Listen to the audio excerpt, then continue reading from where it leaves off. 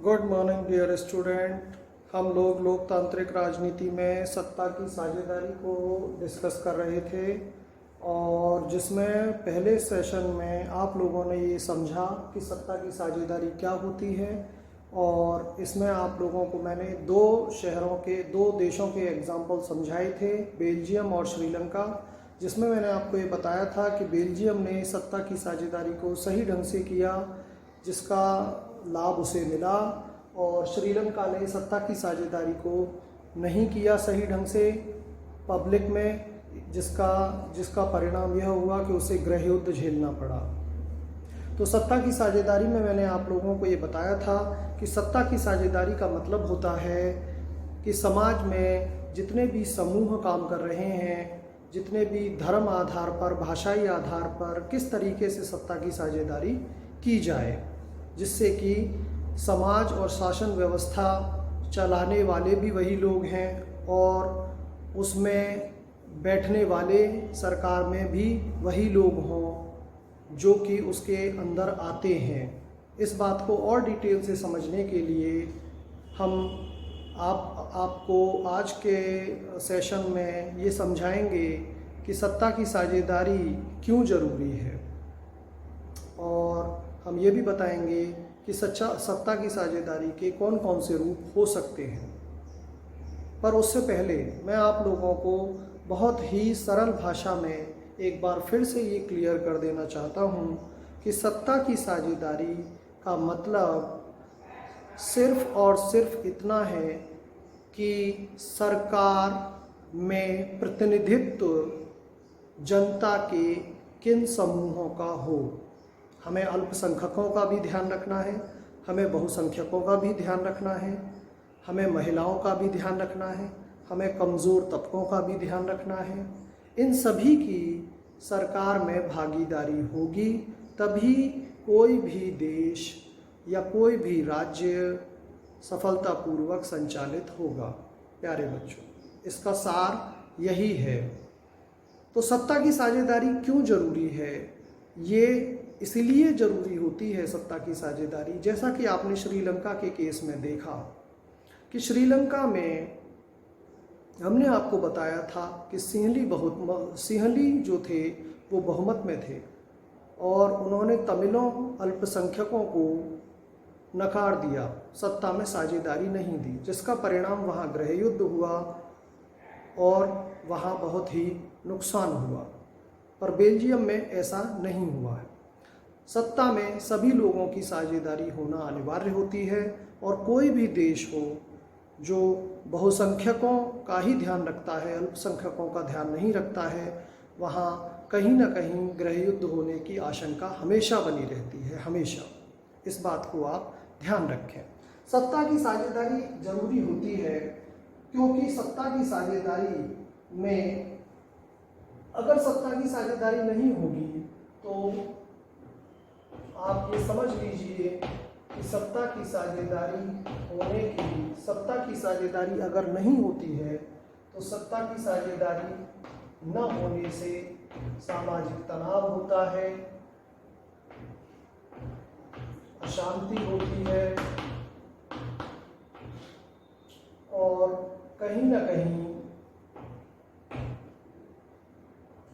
गृह युद्ध छिड़ने के आसार होते हैं। ये गृह युद्ध छिड़ने के आसार होते हैं। ये परिणाम किसी भी देश में हो सकते हैं जहां सत्ता की साझेदारी उचित रूप से नहीं की गई है तमाम सामाजिक समूहों में।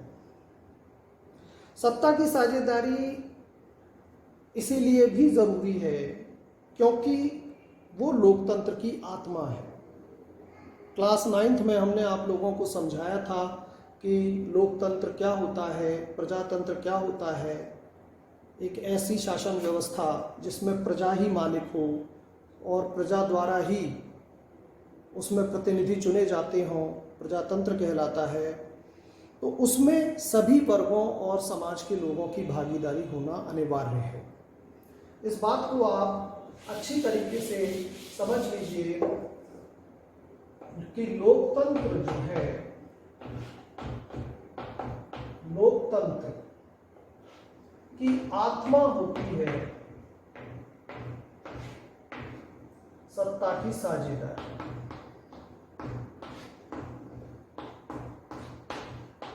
लोकतंत्र की आत्मा होती है सत्ता की साझेदारी। यहां आप देख सकते हैं कि लोकतंत्र की आत्मा है सत्ता की साझेदारी, यानी कि पावर शेयरिंग में लोकतंत्र भावना का होना बहुत ज़रूरी है। और लोकतंत्र भावना ये कहती है कि समाज के सभी तबकों का शासन व्यवस्था में प्रतिनिधित्व होना चाहिए, तभी शासन व्यवस्था सुचारू और अच्छे ढंग से संचालित हो सकती है। आपकी किताब में एक छोटी सी स्टोरी दी गई है खलील की, जो कि बेरूत शहर में रहता है, लेबनान में। समझने की कोशिश करेंगे कि लेबनान में धार्मिक आधार पर किस तरीके से सत्ता की साझेदारी हुई। वहाँ गृह युद्ध समाप्ति के बाद सत्ता की साझेदारी कुछ इस तरीके से देखने को मिली। हम यहाँ ये ही समझने की कोशिश करेंगे। ये लेबनान का एग्जाम्पल आपकी बुक में दिया हुआ है, जिसे आप स्टडी करें। ये खलील की कहानी के रूप में दिया हुआ है। इसमें जो मुख्य पद थे उसमें किस किस धर्म और संप्रदाय के लोगों को बनाया गया पद दिए गए। राष्ट्रपति, प्रधानमंत्री, उप प्रधानमंत्री,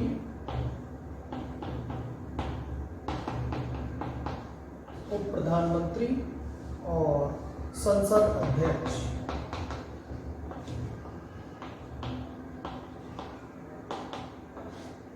देखिए बच्चों, राष्ट्रपति जो बनाए गए वो मेरोनाइट पंथ के कैथोलिक थे।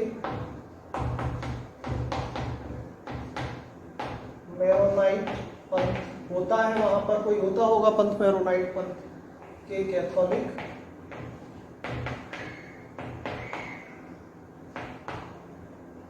कैथोलिक थे मेरोनाइट पंथ के। और जो प्रधानमंत्री बनाए गए वो सुन्नी मुसलमान बनाए गए।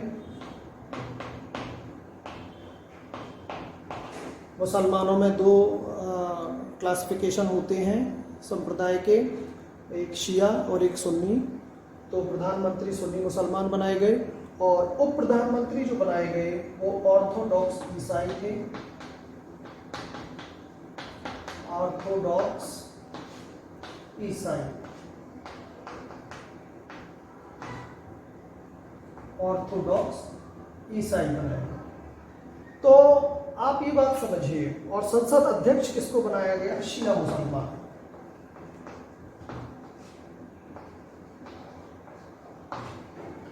तो आप यहां ये देख सकते हैं कि सत्ता की साझेदारी लेबनान में धार्मिक आधार पर किस तरीके से हुई।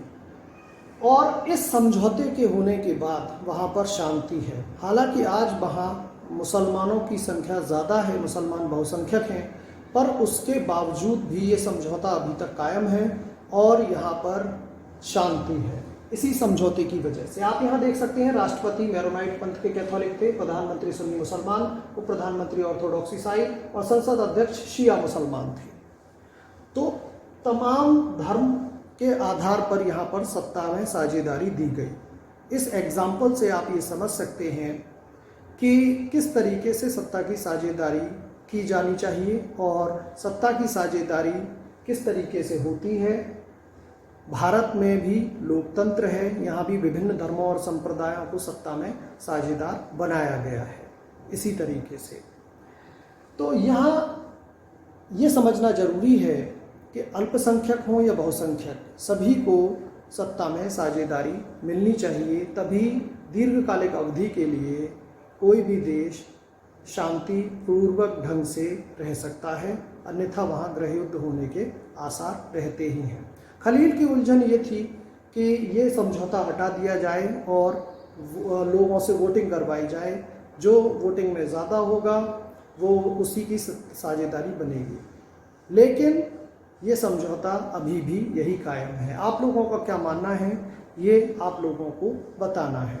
अब हम यहाँ ये जानने की कोशिश करेंगे कि सत्ता की साझेदारी के रूप कौन कौन से होते हैं, और भारत में भी हम यहाँ भारत के संदर्भ में भी चर्चा करेंगे कि भारत में लोकतंत्र में सत्ता की साझेदारी किस तरीके से की गई है। सत्ता की साझेदारी के बेसिकली 4 रूप होते हैं जो आपको समझने हैं। सत्ता की साझेदारी के रूप हम इसमें यही समझने की कोशिश करेंगे कि सत्ता की साझेदारी के क्या रूप होते हैं।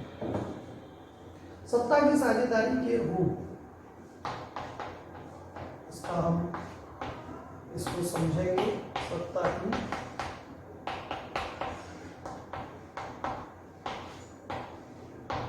साझेदारी के रूप, सत्ता की साझेदारी के हम पहले रूप पर डिस्कस करेंगे कि सत्ता की साझेदारी का जो पहला रूप है उसे हम हॉरिजॉन्टल फॉर्म कहते हैं।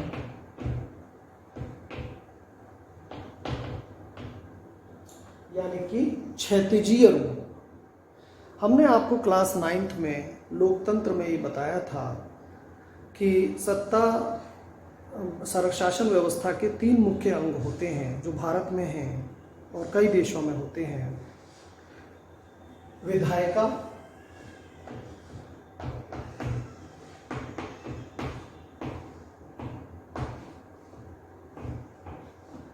कार्यपालिका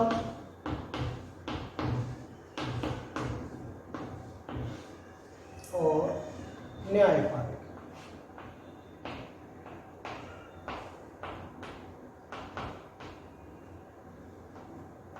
ये न्यायपालिका, ये हॉरिजॉन्टल है क्योंकि ये सभी एक दूसरे के बराबर हैं और सभी की स्थिति ऐसी है कि नियंत्रण और संतुलन आपस में बनाए रखते हैं, एक दूसरे को नियंत्रित भी करते हैं और इसीलिए एक दूसरे में संतुलन स्थापित रहता है।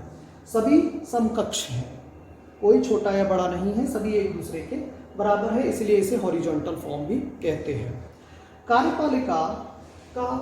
कार्यपालिका में मंत्रिपरिषद और जितने भी मंत्री आते हैं जो कि वास्तव में काम करते हैं, इसमें सत्ता का उपयोग यही लोग करते हैं। कार्यपालिका जो वकील निर्णय लेती है, सत्ता का उपयोग यही करते हैं। इंटरेस्टिंग बात यह है कि विधायिका यानी कि संसद, मैंने आप लोगों को बताया था लोकसभा, राज्यसभा और राष्ट्रपति जी भी होते हैं इसमें, तो इसमें ये कार्यपालिका को नियंत्रित करती है, नियंत्रण करती है। विधायिका कार्यपालिका को नियंत्रण करती है, आप इस बात को समझिए। इसमें कानून बनाए जाते हैं और ये इनको जवाब देना होता है संसद में जाकर। तो ये कार्यपालिका विधायिका के नियंत्रण में काम करती है, सभी मंत्री को जवाबदेही होती है संसद में। ठीक है, आप यहाँ तक समझ गए हैं। कार्यपालिका ही नियुक्ति करती है न्यायपालिका की, ये नियुक्त करती है इसको, आप इस बात को समझिए। नियुक्ति कौन करता है? न्यायपालिका, जिसमें सारे जजेस होते हैं, सुप्रीम कोर्ट और हाई कोर्ट होते हैं, उनकी नियुक्ति कार्यपालिका द्वारा की जाती है। इंटरेस्टिंग बात है। और न्यायपालिका ही इन दोनों पर नियंत्रण करती है, इनके कानूनों पर अंकुश लगाती है और कानूनों को फॉलो भी कराती है। किस किस को? कार्यपालिका और विधायिका, नियंत्रण। अब यहाँ आप ये समझने की कोशिश कीजिए कि ये तीनों एक दूसरे के पूरक हैं, सहायक हैं और एक दूसरे पर कंट्रोल का काम भी करते हैं। तो इसे क्षैतिजीय फॉर्म कहते हैं सत्ता के साझेदारी की। तो ये हमारे भारत में भी है। तो सत्ता की साझेदारी का ये फॉर्म हमारे भारत में भी पाया जाता है। इसके आगे 3 फॉर्म और हैं जो हम आपको समझाएंगे अगले सेशन में। उम्मीद है कि आप लोगों को समझ में आया होगा। कोई प्रॉब्लम हो तो आप पूछ सकते हैं। Thank you.